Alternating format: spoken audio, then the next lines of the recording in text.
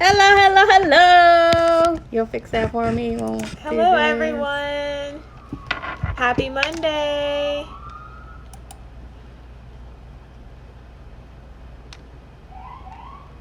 All right, Facebook, we're back. Instagram,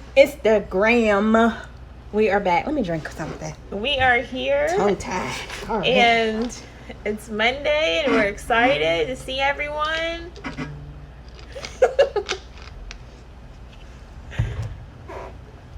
Okay.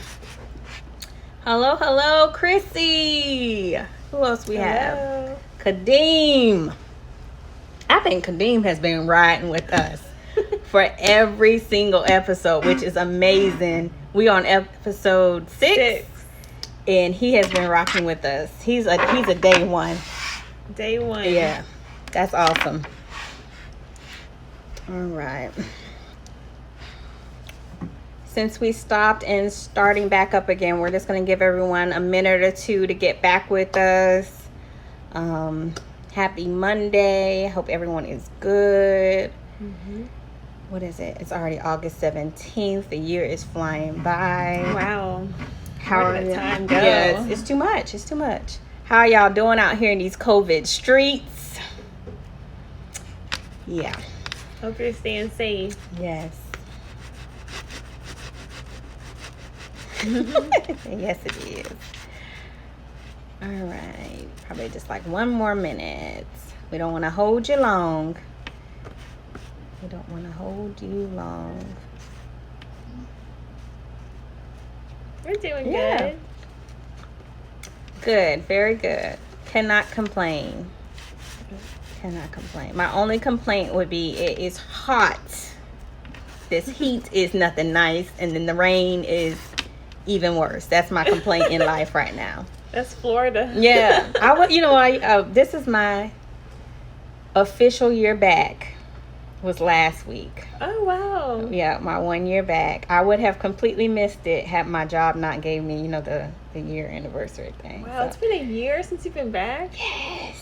Crazy. Wow. It just feels weird. It does, doesn't it? Yeah, I guess it has been. It's been a whole year. Yeah.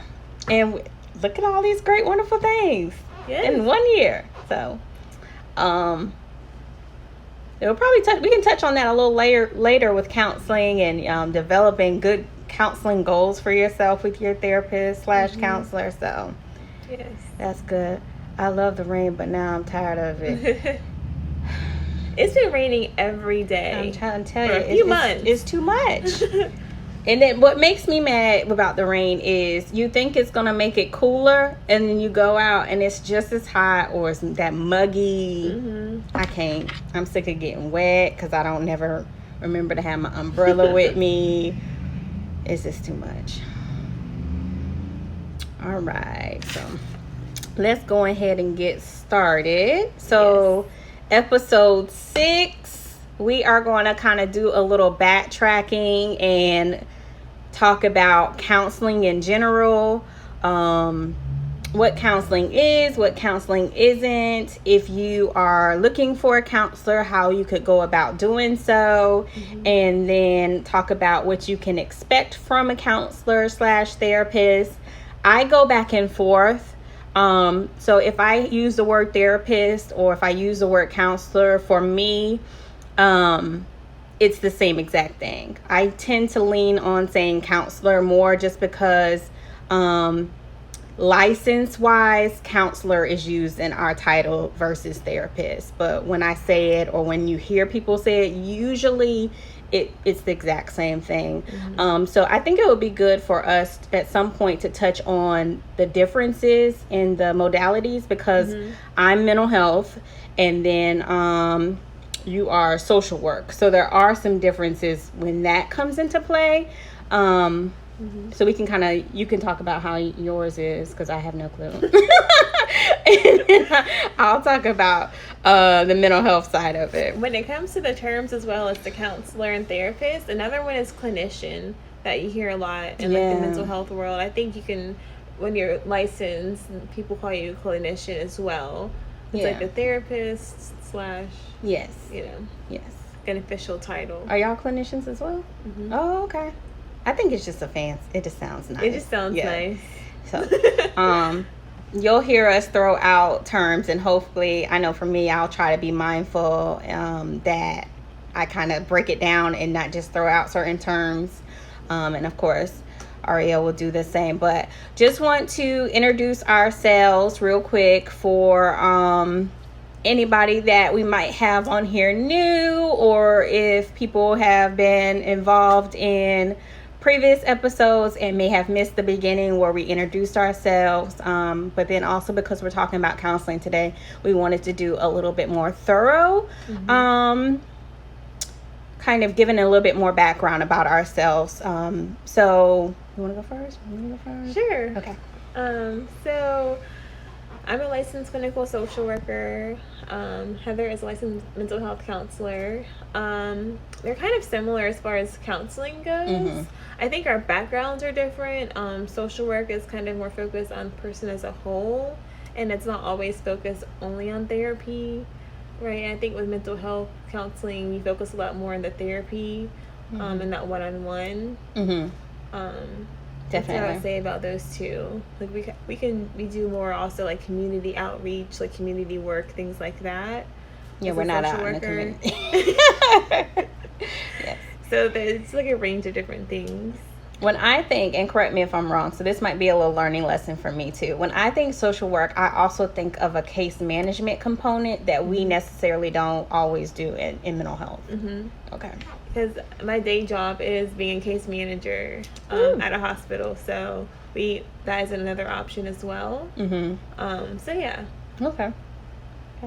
And so what did you have to do to get your license? I think people want to know that kind of stuff, like how qualified are you? We? Yeah.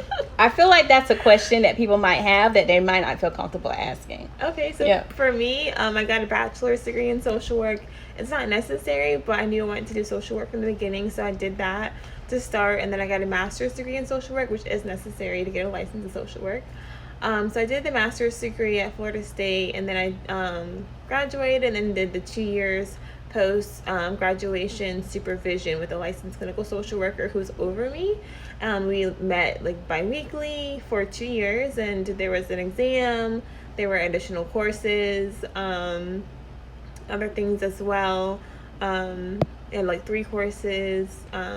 You had to do an application, just all this in the span of 2 years, and then after that you can become your own licensed clinical social worker officially. If I wanted to be a supervisor eventually, I have to wait 2 more years and then take, I think, a class as well to become a supervisor, to supervise someone under me as an LCSW. So I still have some more things to do and more time. Yes, definitely. So for me, my name is Heather, of course, and I am a licensed mental health counselor.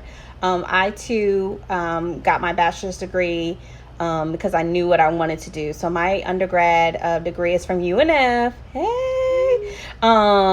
And I majored in psychology with a minor in public health. And then I went on to Webster University and wasn't sure about what I wanted to do. So I took every class that you could take. So people sometimes get confused because my actual degree is in marriage and family counseling, but I'm licensed as a mental health counselor. So I can do both. My letters after my name, people get wrapped up in the letters. They just happen to only be the mental health letters that I use. So very similar track. Had to do 2 years of supervision afterwards. Have been licensed now, I don't know, a few years.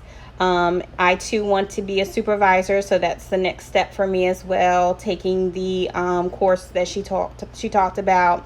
And then I'm also licensed in Texas, and it's the same thing for them. You have to submit all the paperwork to the state and do all that. So I thought it was important for us to talk about it, just in case you were curious. Did they actually go to school for this? When they say they're licensed, what does that mean? We are the real deal, went to school for it.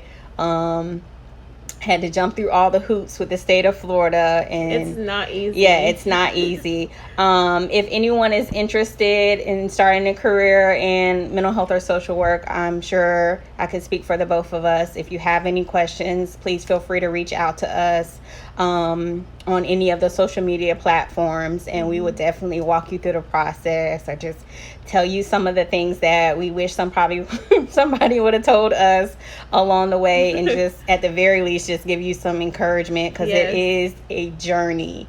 It definitely is a journey, for sure. Yeah. So y'all know how we roll. If you have any questions, please feel free to jump in and ask any questions that you have. We'll just kind of go along with our flow, and then as we see questions, we'll stop and answer them. Okay. So what is counseling? Why would you need to go see a counselor? So, you see a counselor for different reasons. You can be having a really hard time in life. You can be going through some really tough times. But some people come see counselors because they want an outward opinion. They want an unbiased opinion on a situation, or something that happened when they were growing up. It can be anything that's affecting them right now, or even affected them in the past. So there's like a multitude of reasons why people become go to counselors. Definitely. Yeah. Some people are court ordered to counseling, so they don't want to go, but they have to go. And they don't want to talk to you. No, they don't want to talk. And they just come just because it's a check from the things that they have to do. Some people are one-time counseling. They go, they get what they need, and they never return. You have some people that are what I like to call lifers. Like, they are always going to be in counseling in some form, whether it be individual, group. They might not go consistently weekly, but they'll check in periodically during different times of the year. Maybe for people who struggle with Christmas, they might just always stay on somebody's rotation so they can pop in and do a check-in during that time. Or people with more severe mental health issues, your schizophrenia or bipolar people who are going to consistently need to be under the care of someone. Yes. Those are like your lifers. Yeah. And then also, I think it's important to note that therapists also have therapists. Yeah. Like, you would think like we would have all the answers for our own life, but we don't. No. Like, we also sometimes, need someone else to talk to us. We don't have all the life's answers. Agreed. And so sometimes did your program have a component where you had to go, or you chose to seek it on your own because you realized how beneficial it was? Yes, I was doing therapy before I became a social worker. Oh, cool. So I started when I was like a kid, like high schoolish. Awesome. And so I just kept going. She actually kind of inspired me to be a social, because she was at LCSW as well. Oh, you answered Kadine's question. Yes, that was also a part of it, like going to a therapist, and I was like, I like what you're doing here. So mine wasn't. I kind of fell into it. I wanted to be one thing, that didn't work out. I tried to be something else, that didn't work out. I took a psychology class, and I was like, this satisfies my itch to, run my mouth.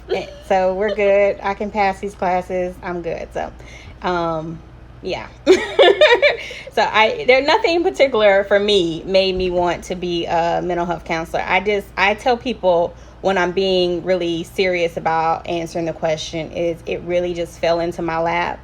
And I've run from it a couple of times trying to do different jobs or doing something else, and I always come back to it. I truly believe that is one of the things that I was placed on earth, like I'm purposed to do, help people with their mental health issues. And you're really good at it too. Aww. Thank you. Thank you. You're welcome. Well, you're not too bad yourself. So where do we go next? Why you would. So what is it like to start? Let's start with, how do you find a counselor? So you can go through your insurance company, and they can help you find a counselor that takes your insurance. You can search the web yourself. Psychologytoday.com is a good one, a good resource to find counselors in your area. I'll write that in. Okay. if you wanted to go through like a platform such as BetterHelp or another online telehealth platform, it's they'll end up matching you up with a counselor. So you can tell them what you want and your preferences. If you have a race preference or a gender preference, something like that, they can kind of hone down your preferences and help you find someone that works for you. Mm-hmm. Or you can also search them individually as well if you know who you want to be with. Absolutely. Or like word of mouth is another way to get a counselor. That's how I find, different ones to refer to people. Like, what are you looking for? What do you want? Mm-hmm. Different counselors have what they call different modalities or niches. So what Ariel might be really good in dealing with anxiety, where that mm-hmm. might be something that I do, but I'm not really efficient in it. And so I would refer people out to her mm-hmm. because it's really not ethically sound for me if I don't feel comfortable with seeing that type of patient to continue to work with them once I've identified what the issue is.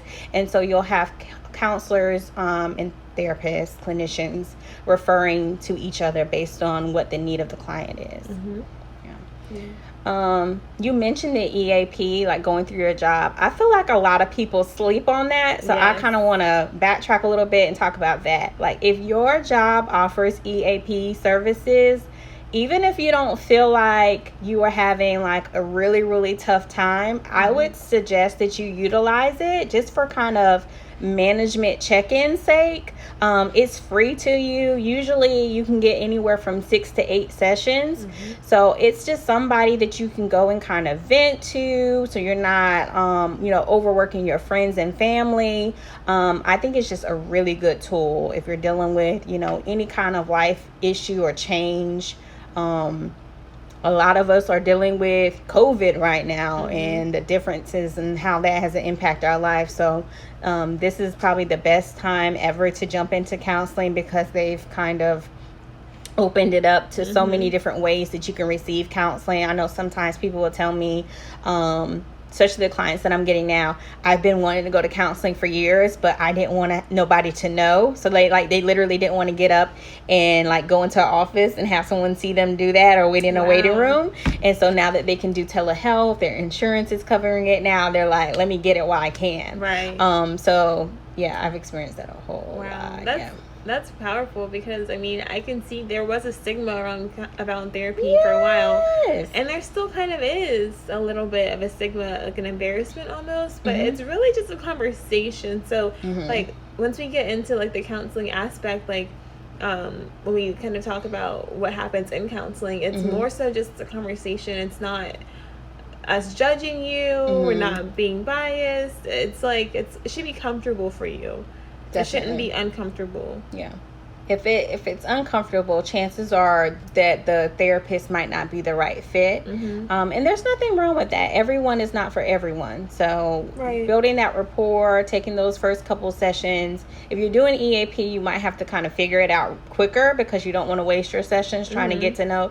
But you can, use your gut, kind of check out the vibe, ask. I think sometimes people are scared to come in and ask the counselor questions, like about them, like their background, their beliefs. Some people want someone who's a believer. Some people don't want, like, we're not talking, we're not going there. They want to know, do you do CBT? Do you do DBT? Like all the letters. They know all the letters and want to know what letters you do. So I think that's really important, to be assertive and active in your counseling, for sure. Yes. Yeah. I agree as well. Yeah. So we found out how to get to counseling. We're here, day one. What happens? Day one. You want to take it, or you want me to take it? I can start and then. Okay. So typically with counseling, you always want to have a consent. So if I'm the counselor and you're a therapist, I'm going to give you a form that's going to tell you what this is about, like what our sessions are going to entail. It's confidential, mm-hmm. this and that. It's like a consent form that allows me to help you. Mm. And it's basically letting you know that what we talk about is between us two, unless it's something that you tell me that's dangerous, that you may hurt yourself or others. Mm-hmm. It'll be between us two. So it's kind of how you start counseling. Like you start with that form, mm-hmm. usually. Yeah, definitely. And then after that consent is done, then you move into kind of the meat potatoes of that day of figuring out what it is that you came for. It depends on what type of counseling you go. If you're going for EAP, if a private person versus like an actual business or organization, what the intake process is going to entail. But there is going to be some form of information gathering, wanting to know if you're on any kind of medications. Do you feel like you're suicidal or homicidal? What do you feel like you need to work on? Have you had any previous trauma? Just a list of just standard questions that someone's going to ask, just to make sure that, one, you're a good fit for counseling, and two, that there's no pressing issues that need to be addressed immediately before you get into the counseling process. Right. Just things that we need to know. We can't blindly walk into counseling either. We have to know more about you as well. Yes.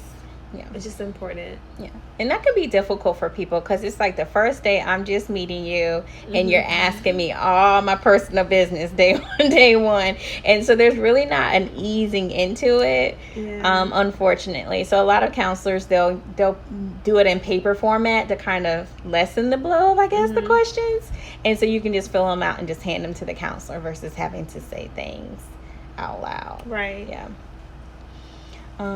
We got another question. How would you talk about mental health with Black America because the generations we have been told?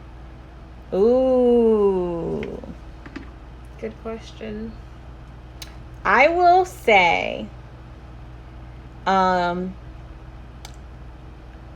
always pose that kind of question back to whomever is saying that counseling as a gimmick, or what goes on in my house stays in my house kind of mentality of where has that gotten you. I like to throw it back and say, where has that gotten you?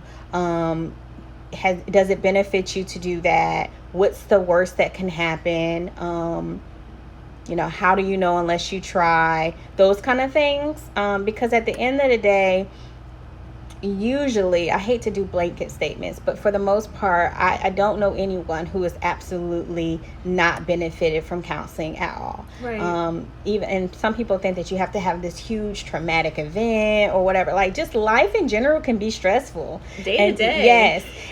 and I think some people think they don't realize that they're already in counseling, like how you were talking about. It's just really a conversation. And so you're already doing it for the most part with your family and friends. The only issue is that we've been trained to kind of guide that conversation, so that you can kind of process and have more insight about whatever it is you're dealing with, and to give you some skills and tools to use when you leave out of the counseling session to help you with whatever that issue is. So you're productive. Yes. So when you're talking to a friend, they might allow you to do the venting and the processing part, but then leave you with no skills, or might give you some suggestions that might not be really good for your mental health, right, or just in general at all. So that's where the counselor comes in. We have a phrase I know in the clinical world, I'm pretty sure y'all do too. Y'all have that same notion that you don't work harder than the patient or the client. Yeah. And so it's really you putting in the work that is necessary. So I don't know, you have anything to add about the... I would just say, like she said, give it a shot. I think that mentality is really outdated.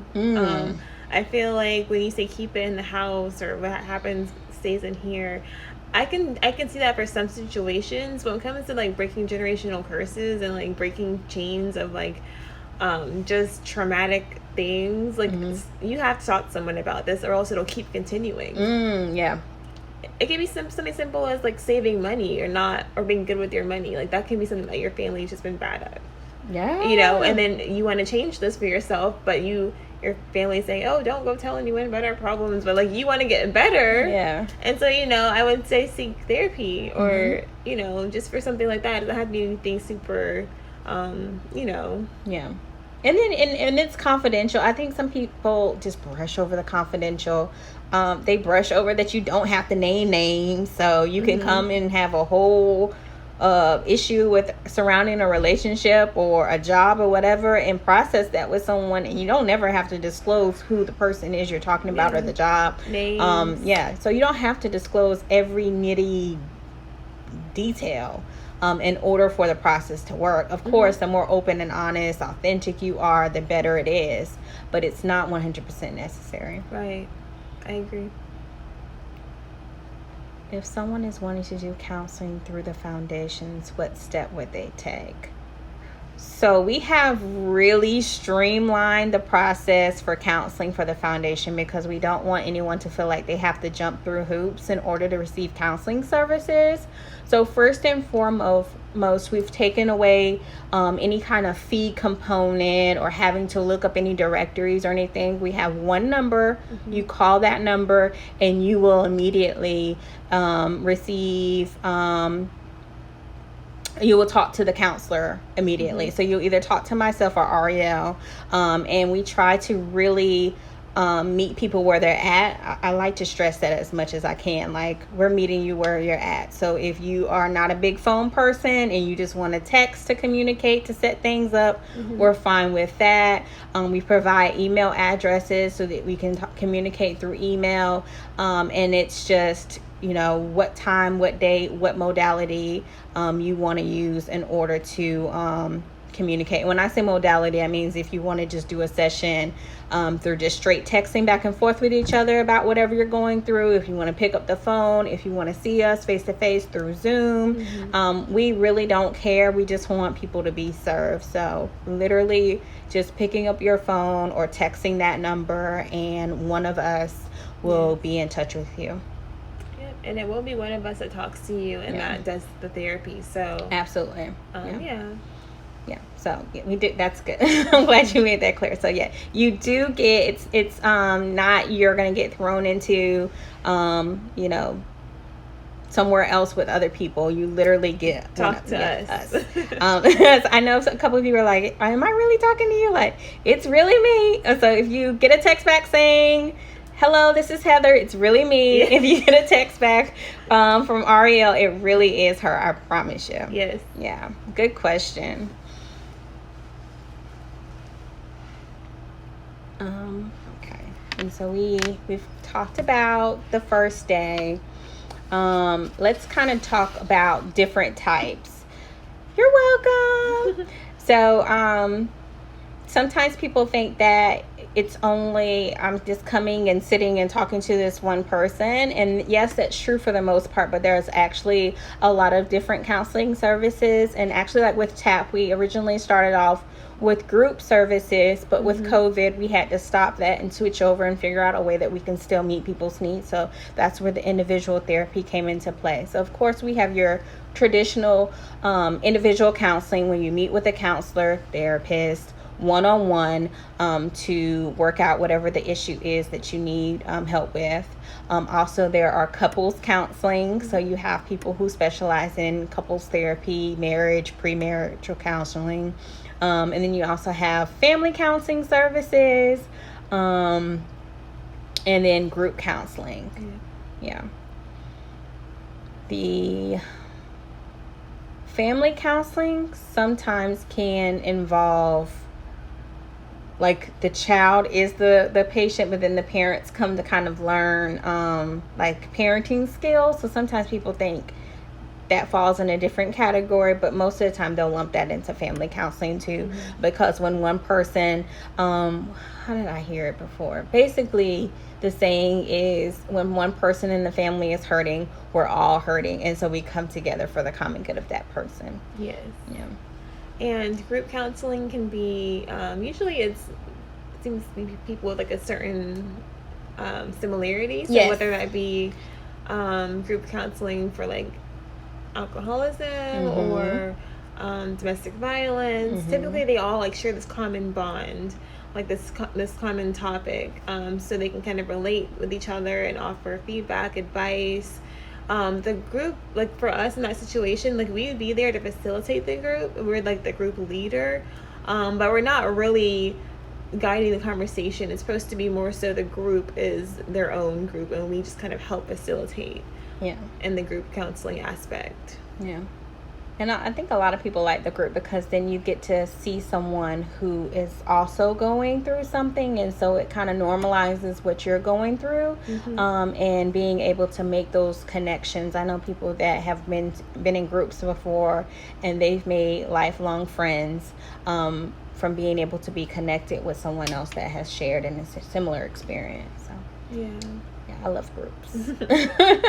And groups have the same kind of process as far as intaking. Intake process is not too different. Most groups, depending on what the group is, it is a cap. So they have what's closed and open group. So if you go to a closed group, means that they've started off, let's say, with 8 people. And they're going to have, for whatever amount of time sessions that group runs, it's going to be the same 8 people the entire time.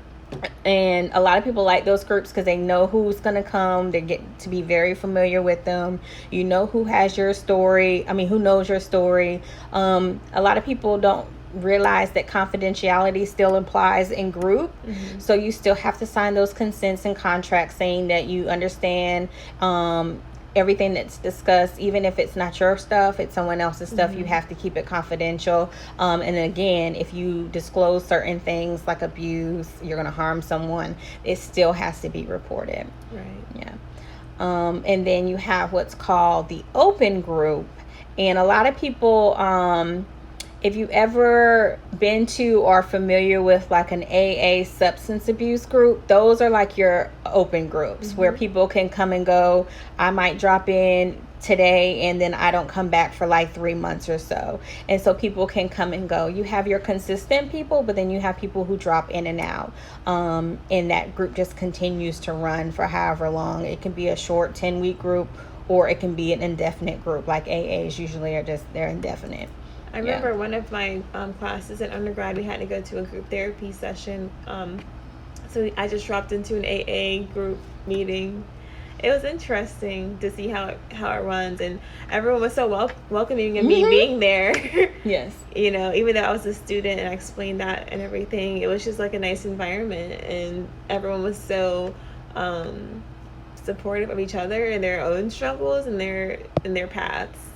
Even when they kind of fell back on their goal, it was just good support in that group.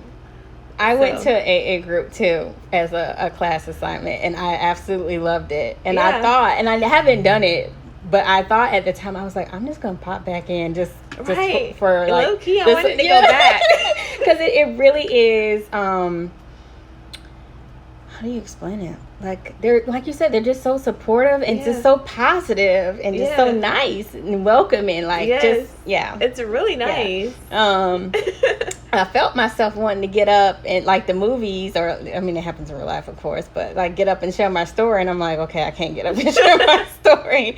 But it really is nice. So if there are anyone out there who is dealing with some substance abuse, or just maybe just needs a little bit support, there are definitely some AA groups out here. And from what I understand, even though COVID is happening and is going on, they are running Zoom AA groups, which I thought is cool. So I know Gateway, which is a huge substance abuse mental health provider here in Jacksonville, they are still managing to serve the community through, like I said, the Zoom or like social distancing groups. So I think that is amazing. That's great. Yeah. And we can also talk about what issues counseling addresses. So we can address different things in counseling. It can be addiction, like we just mentioned. Anxiety is a big one for a lot of people. Communication, as far as relationships with people go, like it could be your family or your significant other. I know people come to us with relationship problems quite frequently, more than you would think. The communication is just sometimes not there. So people can definitely work on that with therapy as well.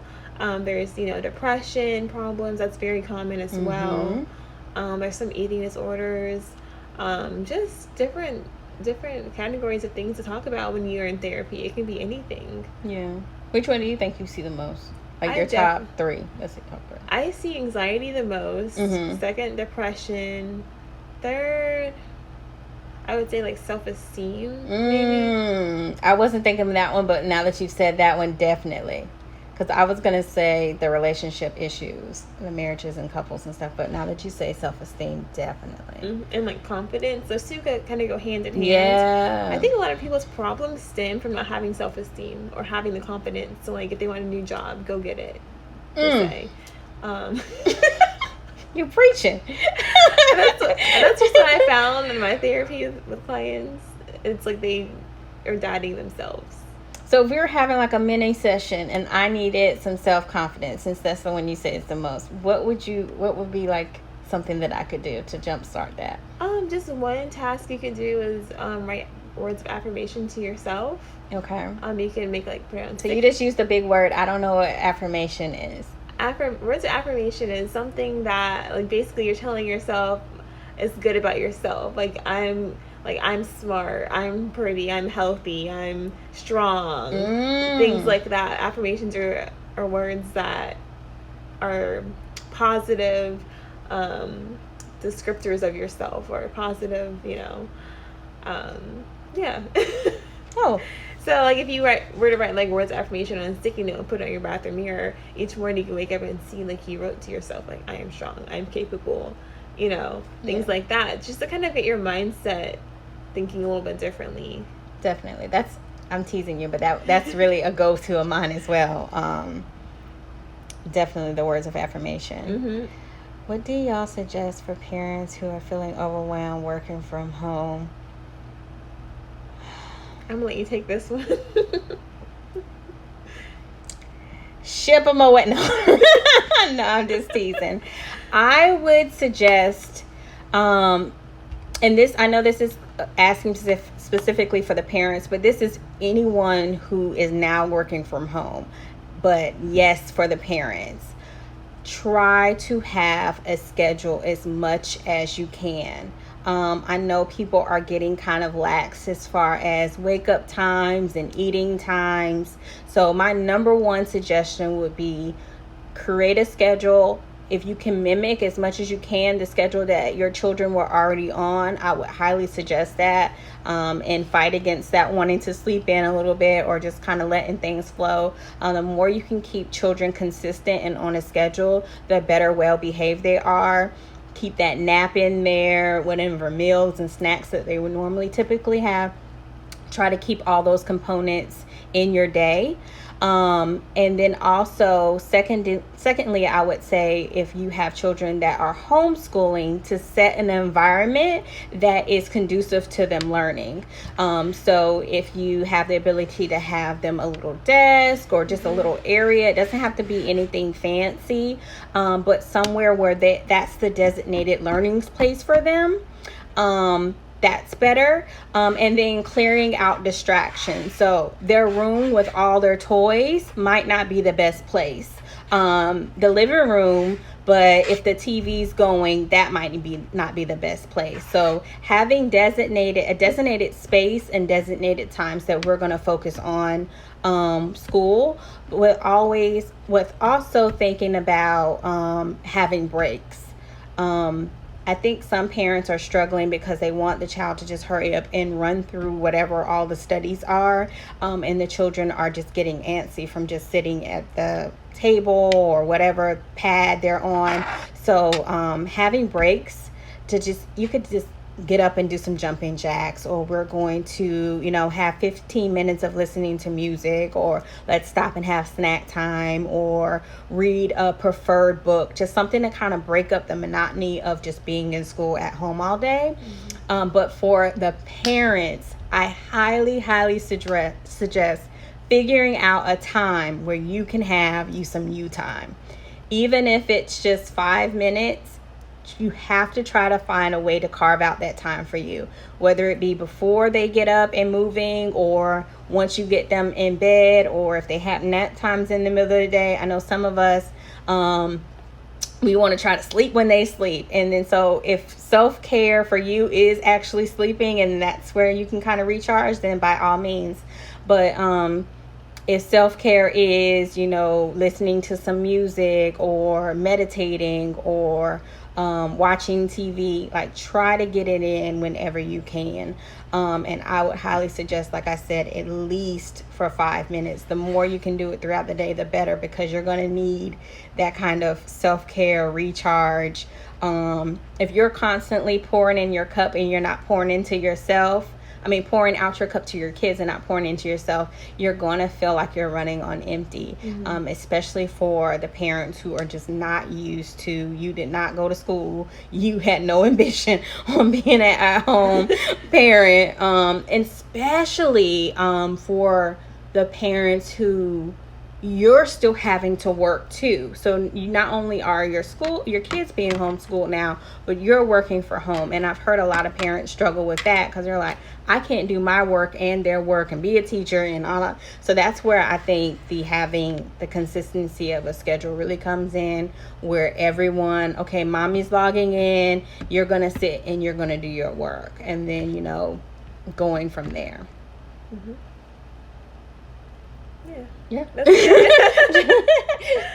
Yeah. I can't stress the schedule enough and doing something for self-care. Yeah. That's a hard one. It is hard because it's so many different variables and factors.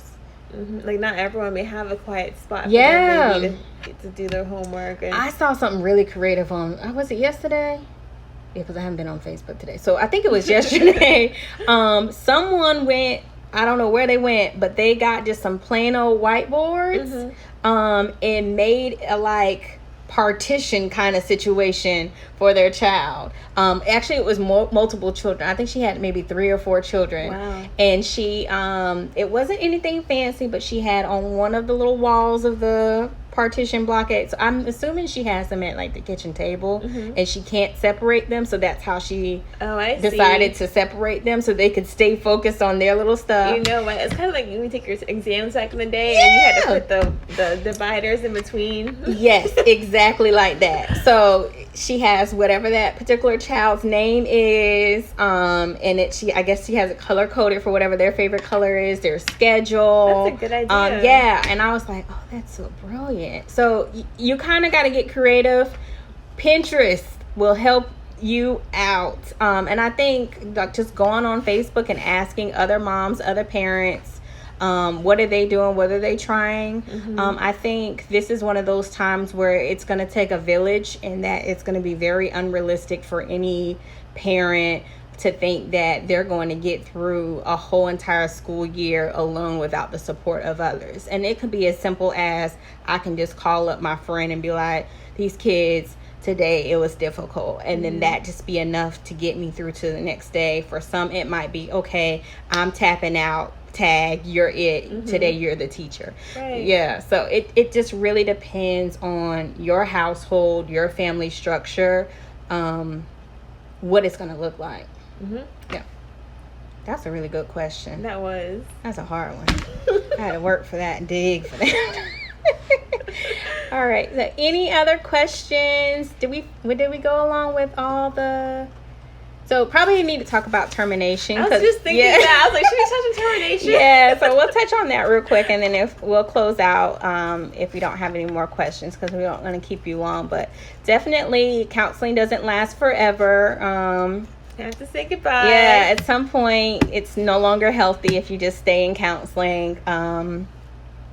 Because that means somebody's not doing what they're supposed to. Either the counselor's not really identifying your needs, or you're not doing the work outside of counseling that you do. And we mean for week-to-week counseling, not for you just fall in and out of counseling through your life. This is for you go every week for years. Yes, there should be progression to maybe every other week, once a month, every couple months, and then out the door. So and that's another thing that's going to be case by case, depending on your circumstances, your comfort level of kind of branching back out into the world on your own, what the counselor feels like, your coping skills look like.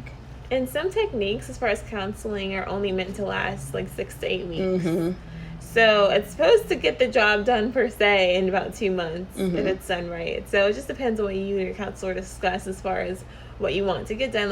When you set your goals from day one, when you set goals in therapy, that's what you should be working towards before termination. Yeah.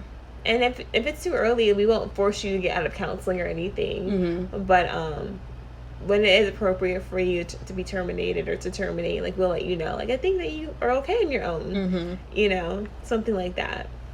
Definitely. Yeah.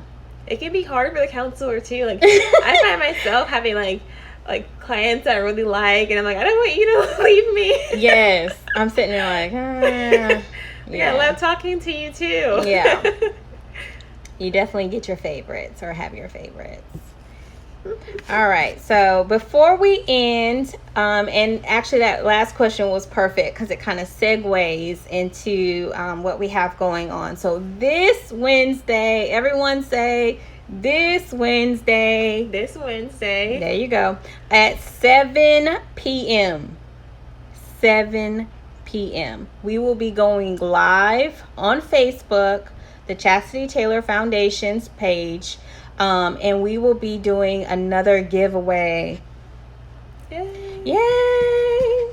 So we are doing 3 educational kits. So this will be right on time for us going back to school. What, Duval County goes back Thursday? Okay, so this is like right on time to go back to school. The 3 kits are broken up in grades, levels. Yeah. Okay. So, my child is only 1, so I don't pay attention to none of this. So we have pre-K through kindergarten. We have an educational kit that has 10 large 18 by 24, so really large wall posters that have everything and anything that your pre-K kindergartner is going to need. So to set them up for success to go into first grade for sure. And then for our like kindergarten to second grade age group, we have the same thing, very similar. There's just 8 wall posters. So, but they're still large and great for that age group. And then we have 6th grade, which I think this is really, really awesome. It is designed to be used like 180-day educational kit. And it covers writing, reading, math, and it has like a workbook type situation. So if you want to join the live and win any of these educational kits, join us Wednesday at 7 on Facebook. There's no entry fee, no money, no nothing. You just show up, and this will be our 2nd time doing this just this year. The first time was a lot of fun. I think we had a lot of fun doing it last time. So if you're not busy, join us. Please be there. Yes. Thank you, Chrissy, for putting the information up. Thank you. You are awesome. Awesome. All right. Any last questions, anyone? Don't want to leave you hanging. Let us know. Thumbs up, like, share. If you think anyone could, like. Yes, like. If you think anyone would find any of this useful, just to reiterate, it's not a lengthy process. If you want counseling through the TAP services, literally on all our social media, there's a number. Call it, text it, and we will be right back with you. Yep. All right, and you get us. Yes. We're not robots. We're real. We promise. Anything else? That's all. Okay. Bye.